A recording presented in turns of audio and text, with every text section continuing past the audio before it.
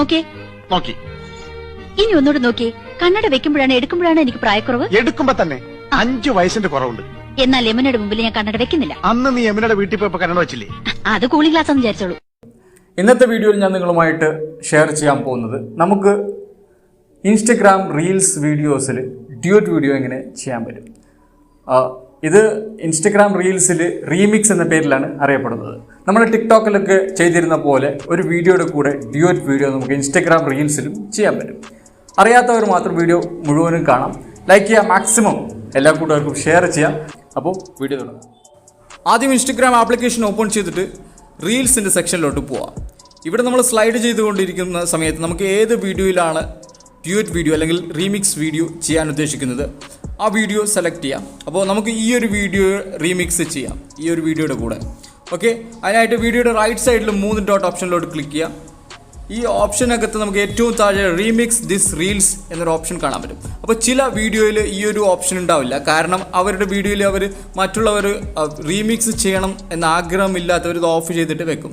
അപ്പോൾ 90% വീഡിയോയിലും റീമിക്സ് എന്ന ഓപ്ഷൻ ഉണ്ടാവും. അതിനുശേഷം ഇതേപോലെ ഫ്രണ്ട് ക്യാമറ ഓൺ ആയിട്ട് ആ വീഡിയോയുടെ കൂടെ തന്നെ നമ്മുടെ ഫേസും വരുന്നതായിരിക്കും. ശേഷം നമ്മൾ ജസ്റ്റ് ഈ ഒരു ബട്ടണിൽ വീഡിയോയുടെ ബട്ടണിൽ ക്ലിക്ക് ചെയ്യുക. അതിനുശേഷം വീഡിയോ എടുക്കാനായിട്ട് സ്റ്റാർട്ട് ചെയ്യാം. ഞാൻ ജസ്റ്റ് ഒരു ക്ലിപ്പ് തെറ്റായിട്ട് എടുത്ത് ആദ്യം കാണിച്ചു തരാം.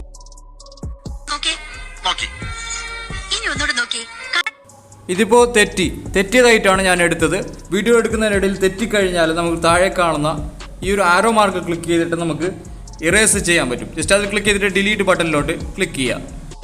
എന്നിട്ട് വീണ്ടും നമുക്ക് നല്ല രീതിയിൽ ഷൂട്ട് ചെയ്യാൻ പറ്റും.